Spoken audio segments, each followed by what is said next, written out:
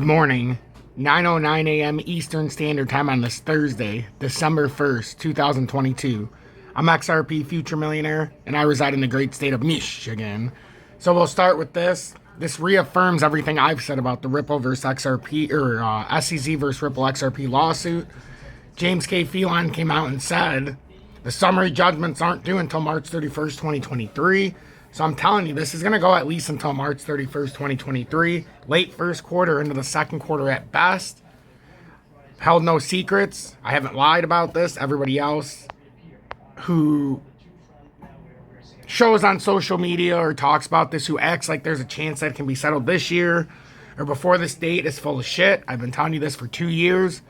And most people continue to think that the settlement is just around the corner, just another day, which we're not even close. Not even close. I mean, this was put out a while ago. Ripple vs. SEC defense lawyer James Filan reaffirms March 31st, 2023. And this was back then. We've already talked about this, but the reason I wanted to show you this is because he put this on here back in, what was this, November 5th? But there's something he put out today to back what he's saying here. So here's what James K. Filan put out today about 11 hours ago. Actually, it was late last night. So his thoughts on timing of upcoming decisions, and he goes through and he writes down pretty much everything he thinks. He said, I have some thoughts on the Hinman documents and the outstanding sealing issues. I don't think we are going to see references to the Hinman document in the upcoming replies. To the extent the Hinman documents are referenced, I think the SEC will redact those references as they have in the past. I also don't think that Judge Trez will rule on the sealing issue soon after January 9th, because it probably isn't how Judge Trez is going to approach the remainder of this case. There are 3 big issues outstanding. 1, summary judgment motions. 2, expert challenges, Daubert motions, and 3, sealing issues regarding the expert report, the Hinman documents, and other material relied on by the SEC and Ripple in their motions. What Judge Torres relies on is making her decision on the summary judgment motions will likely dictate what she will unseal. If the judge relies on a document in her decision, that document is considered a judicial document, and then it will be disclosed. So what does that mean? I think Judge Torres will work backwards. First, she will draft her summary judgment ruling and identify any of those now sealed or redacted documents that she relied on. If she relied on them, they would be discussed in her ruling and she would unseal them. If she doesn't rely on a document in her decision, then the question of whether the document needs to remain sealed becomes moot. The same with the expert motions. If she doesn't rely on an expert in her summary judgment decision, there would be no need for her to address the motion to strike that expert's testimony. My point is, why would Judge Torres slog through the expert motions and the sealing motions, including the sealing of the Hinman documents, separately before deciding what part of them, if any, are relevant to deciding the summary judgment motion? I don't think she will. This is exactly what she did in a case involving Goldman Sachs that had sealing disputes, challenges to the experts, and motions for summary judgment. When she decided those issues, she did it at the time. In one ruling and in a footnote in the ruling, she basically said, if it's discussed here, in my opinion, it's a judicial document. I relied on it and it will be made public. So I don't think we should expect a separate ruling on the sealing of the expert materials, the Hinman documents, or other material relied on by the parties. I believe that she will decide everything together, and it won't be until she rules on the motions for summary judgment, and it will be in one big written ruling. So, I mean, that suggests that what he said back on November 5th holds weight, that March 31st, 2023 for the summary judgment. So what James K. Filan is saying, if you put all of this together, is not until March 31st of 2023 would you get all of these documents put in and for her to rule on these together. So that's pretty interesting. So let's get into the charts today. We have the US dollar currency index down under 105. It's down to 104.92, and this is the lowest it's been in a very long time. Our next area of support would be around 102.94. But the amazing thing is we've had some nice moves in commodities. Crypto, though, seems to kind of hit a peak here. I mean, at least overnight, it's not done by any shot, but with the US dollar currency index breaking down like it did, and watching XRP cup some 40 cents again. Now, this could very easily just be coming down to the 39.8, and we're reconsolidating for another move up. But this is also on a bear flag. And it's not looking much different than how the DXY looked before it's moved down. I mean, you've got the bear flag, you come down, have a fake out, come back through, and now you're pulling down. And this is all on the misconnotation of what came out yesterday by the Fed. Jerome Powell spoke, and he said we're going to stay the course next month. But immediately following that, every single news media outlet came out and said that next month, more than likely, we're going to pull back. So now all the markets are confused. Everybody's doing the opposite of what they should be doing. The U.S. dollar's tanking, even though what we've seen, I hope that everybody's paying attention, because simultaneously the dollar is breaking down, which means inflation is getting worse within the USA. Every time you see that U.S. dollar go down another penny, or a buck, I should say, it's getting more expensive for you in the USA. It's becoming cheaper around the rest of the world, and everybody else's money around the world is becoming inflated now as we go down. Well, when we go into our grocery stores, with the dollar only being at 104.95, it's a lot easier to see the cost of inflation at 104.95 than it was at 115. My point is everything you do is going to cost more now as you see the dollar going down. For the rest of the world, it'll become cheaper for everything. As you can see, commodities are up, gold's up. Is this something substantial? Is this something that we can hold on to and that gold can finally take off? We'll see. We'll see.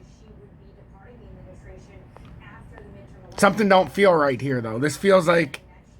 No, I'm not talking about commodities. I'm talking about with the actual market. Something doesn't feel right. It doesn't feel right how the DXY just tanked on the news of what was going on. It doesn't make sense that everybody's all of a sudden putting all their money into bonds, and the government bonds, and now it's tanking. This seems like a ruse.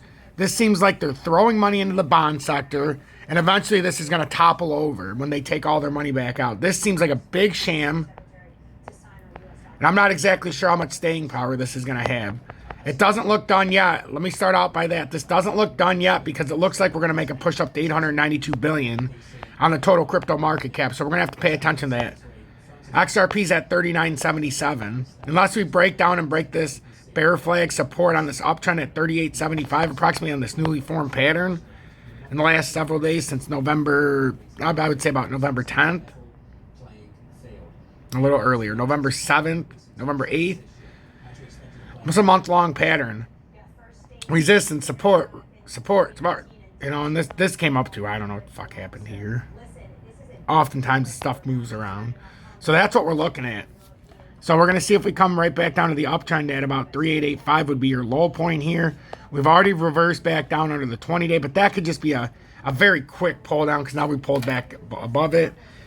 So with the U.S. dollar breaking down like it did today, with Bitcoin holding 17,000, which it's hit the channel, and that's why it got rejected at 17,269. It might have to come back down to 16.8 to push through this channel, but unless we break through that channel, you know, you're going to get stopped here. But where it's at, it looks like it could pull up into this 18,000 range, even maybe 17.9. So we're going to watch very closely today. But for everything I've stated, and for every reason I've stated, please pay very close attention. Please understand three things. One, XRP, the SEC versus Ripple XRP case is not going to settle until at least March 31st, 2023. And I believe that at minimum, late first quarter. I've been saying this since early 2021. Now we're almost into 2023.